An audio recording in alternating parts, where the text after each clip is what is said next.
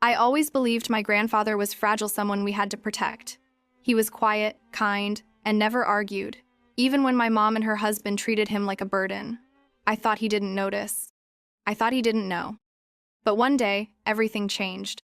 My mom forgot to hang up the phone after a call, and what Grandpa heard that day shattered every illusion. They were planning to send him to a nursing home and sell the house he built with his own hands. He didn't cry. He didn't confront them. He just stayed silent. And that silence? It was the beginning of something I never saw coming. What followed wasn't rage or revenge. It was something quieter and far more powerful. This is the story of how my grandfather Franklin Reed chose dignity over despair and taught me what it really means to stand tall when the world tries to erase you. It happened on a Wednesday. I was helping Grandpa sort through his mail when his phone buzzed on the kitchen counter. He picked it up, checked the screen, then handed it to me. "It's your mom," he said softly. "Wants to FaceTime." I tapped the green button, angled the camera, and smiled. But no one answered. The screen stayed dark. I assumed it was a pocket dial. That's when the voices came. Faint, muffled until one word stopped Grandpa cold. "Nursing home." I saw his expression shift, not panicked, not angry, but still, like a lake suddenly frozen. We stood there, listening to my mother's voice, casual, cold, planning. "Once we sell the house, we can move closer to the city. Dad won't know what's happening anyway. We'll just tell him the place needs repairs and book the assisted living tour while he's out. David, can you handle the listing agent?" I didn't breathe. Grandpa didn't blink. Then David, my stepfather, chimed in. "Should have done this years ago. He's sitting on $500,000 in equity doing nothing. That money should be working for us." I fumbled for the red button and hung up. The silence afterward rang louder than their voices. I waited for Grandpa to say something. He didn't. He walked to the dining table, pulled out the chair, and sat down. His hands were steady, no shaking, no tears. "Can you do me a favor?" he asked, voice even. "Can you record that voicemail to a backup file, just in case it disappears from my phone?" I nodded, hands trembling more than his. When I handed the file back to him on a USB stick, he closed it gently in a wooden box, the same one that used to hold Grandma's letters.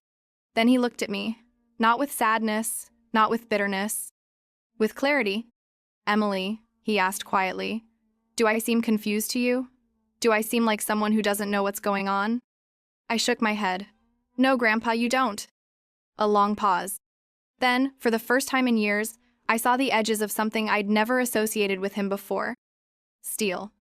Not rage, not vengeance, but something calm, solid. And it terrified me more than if he had yelled. He didn't need to.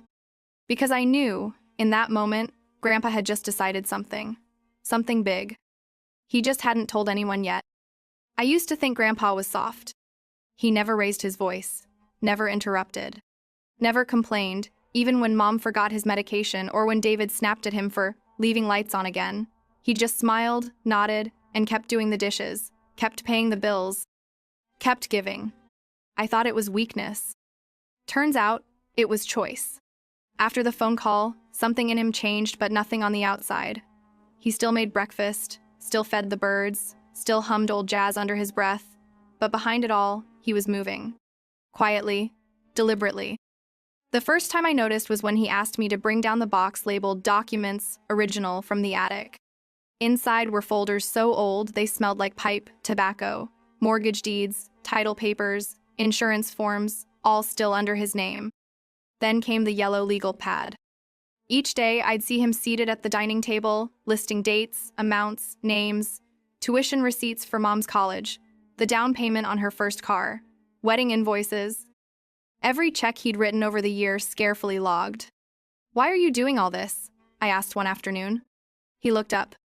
"Because I spent a lifetime loving people who thought that meant they could take." That shut me up. The next week, he called his old friend Gerald, a retired lawyer who used to play chess with him at the senior center.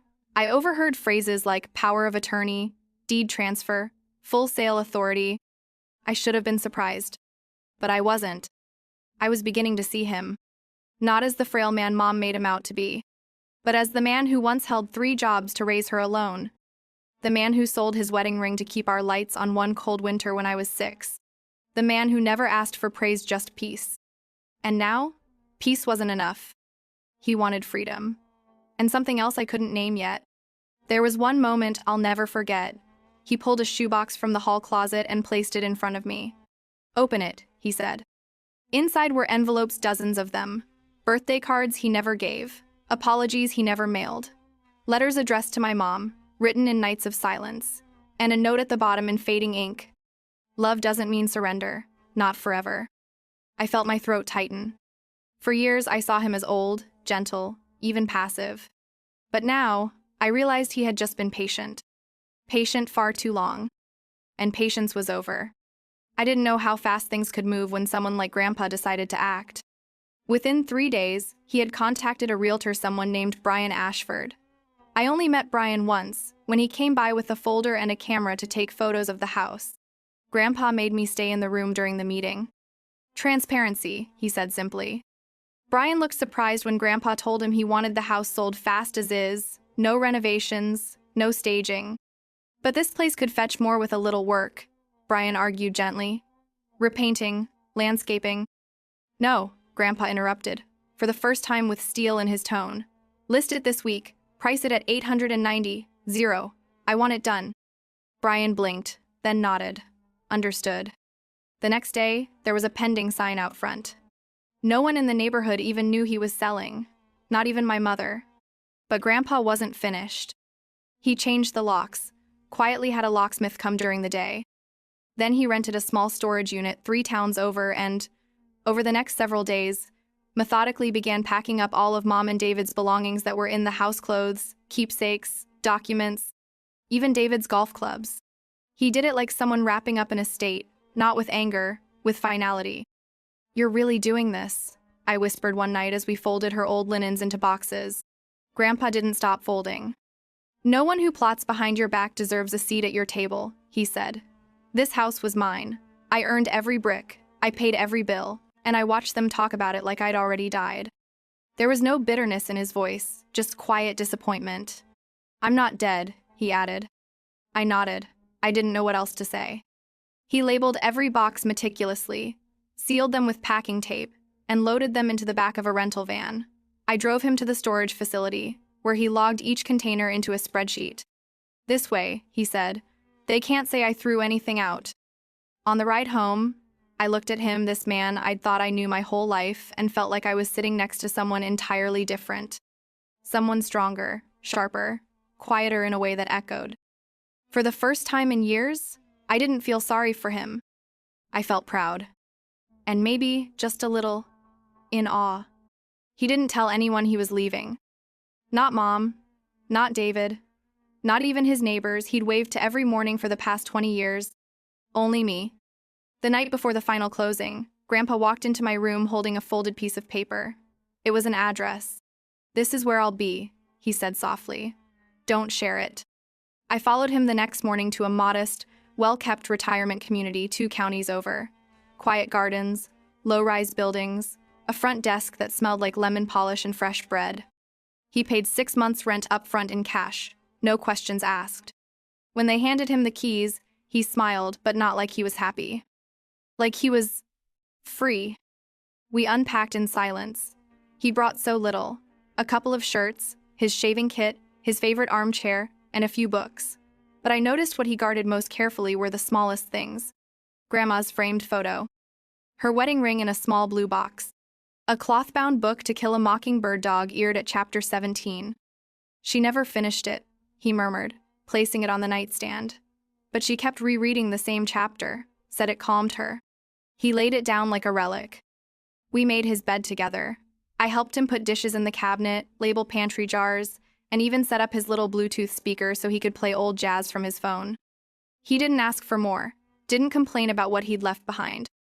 Instead, he moved with the quiet resolve of someone who'd already mourned what needed to be mourned and had decided to move forward. "You sure you're okay?" I asked as we sat together on his new balcony that evening, a gentle breeze lifting the sheer curtains. He took a sip of his tea, eyes watching the trees sway. "I'm not angry," he said. "Just unpretending." I knew exactly what he meant.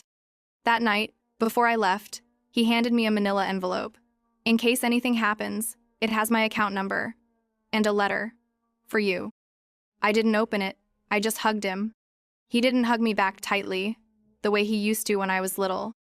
He just rested his hand on my shoulder, firm and still. It wasn't the embrace of a man seeking comfort. It was the gesture of someone passing on something heavier than words, something I'd carry long after this was over.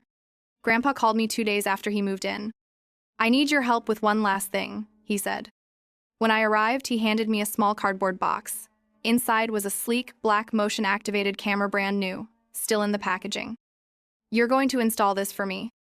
He'd already picked the spot, under the mailbox outside the old house, hidden just beneath the overhang. It would capture the front porch perfectly. "For what?" I asked. He looked at me, calm. "For closure." The next morning, we drove to the old house before sunrise. The neighborhood was still asleep, and the porch was quiet except for the distant chirping of birds. I climbed the step stool and mounted the device where he pointed, testing the angle through my phone. It connected perfectly. The feed streamed in real time to his new phone. Then he handed me a second item, a plain white envelope, sealed. "Can you tape this to the door?" he asked. I looked at the front in his handwriting, elegant and strong. "To Lisa, David." He didn't watch as I taped it. He just stood at the foot of the driveway, hands in his coat pockets, staring at the lawn he used to mow every Saturday morning. As we drove off, I asked, "What did you write?" He didn't answer right away. Finally, he said, "I told them the truth, nothing more." Later that night, curiosity got the best of me. I opened the draft folder on his laptop. He had typed it first before copying it by hand. It read, "The house has been sold. Your belongings are in storage at the facility listed below. I am not in a nursing home. I am not lost. And I am not your problem. I built this house for your mother and you. I paid for your education, your wedding, and your comfort. I did so gladly. But I will not be erased from my own story. You do not inherit what you schemed to steal. I am not a burden. I am the foundation." Franklin Reed. I stared at the screen, chills running down my spine. It wasn't anger. It was truth sharpened into steel, and written in a hand that refused to shake. I got the notification at exactly 3:12 p.m. The motion sensor on Grandpa's porch camera had triggered. I tapped into the feed on my phone. There they were. Mom and David, standing on the front step with matching rolling suitcases, smiling like they were coming home from a luxurious vacation. They didn't look worried. They didn't look suspicious. They looked entitled. David stepped up first, reached for the door handle and stopped. He jiggled it. Then again. Harder. The door didn't budge. "Did you lock it before we left?" he asked, glancing over his shoulder. Mom frowned, pulled out her keys, and tried hers. Click. Nothing. She paused. Tried again. Still nothing. David's smile faded. Something's wrong. Then Mom noticed the envelope. It was taped just below the doorbell, slightly fluttering in the wind. She tore it off, scanned the handwriting, and opened it. Her face went slack, completely drained of color. She didn't finish reading it. She crumpled it in her hand and looked at David. "He sold the house," she whispered. "What?" he barked. "He sold the house. No, he couldn't have. He doesn't have the capacities." "He did," she snapped, shoving the paper at him. "He's gone. The house is gone." David read the letter, his jaw tightening with every line. And then he exploded. He started shouting loud enough that the porch mic picked up every word. "You told me he wouldn't know. You said he was checked out. You said this place would be ours by Christmas." "Don't yell at me," she screamed back. "You were the one who wanted to rush this. You said he was sitting on cash. You lied to me, Lisa. And you believed me." I watched them unravel right there on the porch of a house that no longer belonged to them. Their shouting turned to blaming turned to insults, and eventually, they both just stood there, breathless. Then Mom sat down, right on the welcome mat she hadn't even bought. She folded in on herself, hands in her hair, eyes wide in disbelief. David paced, then finally threw his suitcase into the bushes and muttered something under his breath. I looked away from the screen. Grandpa was sitting across from me, sipping his tea calmly. He hadn't asked to see the feed. He didn't need to. But I showed it to him anyway. When he glanced at the screen, all he did was nod. Once. Then he reached for the small wine bottle we'd saved the last of Grandma's favorite red blend. He poured 2 glasses, one for him, one for me. He didn't raise it like a toast. He just let the glass catch the light from the window. "For your grandmother," he said. I raised mine. "And for you?" I added quietly. He shook his head. "Not for me." Then he looked straight ahead. "For what's right." We clinked glasses. I didn't say anything. Neither did he. And yet somehow, in that silence, everything screamed. That night, after the screaming had long faded from the porch camera and the sun slipped behind the trees outside his window, Grandpa and I sat together in silence. No TV, no music. Just the occasional clink of glass and the hum of crickets outside his new apartment. He had replayed the video only once. I don't think he needed to see it again. Every line from the letter, every look on their faces, every shouted accusation, they weren't just captured on film. They were etched into something deeper. "I didn't want to embarrass her," he said softly. I looked up. His glass of wine rested on the table, untouched since we poured it. "You didn't," I said. "She embarrassed herself," he finished. There was no satisfaction in his voice, no triumph, just truth. He leaned back, letting the silence return, then finally reached for his glass. I watched him swirl the red liquid gently, as if remembering something older than anger. "You know," he said after a moment, "your grandmother used to say justice isn't loud, it just waits." I thought of the note on the door, of Mom's face as she read it, of the way David had yelled not because he lost a house, but because he'd lost control. And I thought about Grandpa who never raised his voice once, and yet brought the entire truth to its knees. "To Grandma," I whispered, lifting my glass again. He smiled faintly, tapping his against mine with the lightest touch. "To her," he agreed, "and to the silence that speaks louder than words." We drank, slowly. The room felt full, even though it was just the two of us, full of things: unspoken grief, dignity, pain, release. He didn't say anything more that night. And neither did I. But as I helped him fold the Afghan over his lap and turn down the lamp, I realized something. I hadn't just witnessed justice. I had witnessed what dignity looked like when it refused to die quietly. And in that moment, I knew I would carry this story with me for the rest of my life. Not because of what my mother did, but because of what my grandfather chose not to do and still said everything that mattered. Without shouting, without revenge, just a glass raised, a truth written, and a silence that finally made the world listen. Weeks passed. Grandpa settled into his new life like he'd always belonged there. Every morning, he took the same walk through the nearby park. He'd wave at the gardener, tip his hat to the lady who walked 3 poodles, and buy 1 black coffee and no sugar from the same corner cafe. His days were simple, peaceful, but they weren't small. There was a quiet strength to the way he lived now. No need to explain, no need to prove. He had already said everything he needed to without raising his voice. One afternoon, I joined him on his walk. We sat on a bench beneath a blooming magnolia, watching the breeze rustle the petals around our feet. I turned to him and asked gently, "Do you ever feel sad?" He didn't hesitate. "Yes." A pause. He adjusted the brim of his cap. "But not regretful." I nodded, letting his words settle. He reached into his coat pocket and pulled out a folded photograph of Grandma, smiling in the backyard, sunlight dancing in her silver hair. He passed it to me like it was something holy. "She deserved better than how they turned out," he said. "But she raised me to know when enough is enough." There was no bitterness in his voice, just a tired kind of grace. That was the last time he spoke about any of it. No lectures, no final speeches. Just that moment, in the sunlight, with Grandma's smile in my hands and the soft echo of a life reclaimed. Later that evening, as I drove home, I kept thinking about everything he had shown me. That justice can be quiet. That dignity doesn't shout. That silence, when grounded in truth, can be the loudest voice in the room. And most of all, that being forgotten doesn't mean you disappear. It means you have a chance to choose what story you leave behind. I pulled over on the side of the road that night and wrote something in my phone's notes app. One day, someone will try to silence me, to erase me, to tell me my place is smaller than it is. And on that day, I will remember the man who stood taller than anyone without ever raising his voice. That was Grandpa's final gift. Not a house, not money, but a legacy that lives in every quiet step I take. And I will never let the world forget him. Because he never needed to shout to be heard. He just had to be. As his granddaughter, I always thought I was the one protecting Grandpa. But through this journey, I learned it was him quietly protecting me, even from the shadows.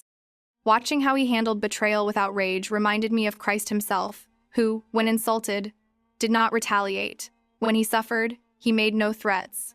1 Peter 2:23. Grandpa taught me that faith doesn't always roar. Sometimes, it simply endures. With grace, with patience, with truth. And in his silence, I saw a deeper strength zone, grounded not in pride, but in righteousness.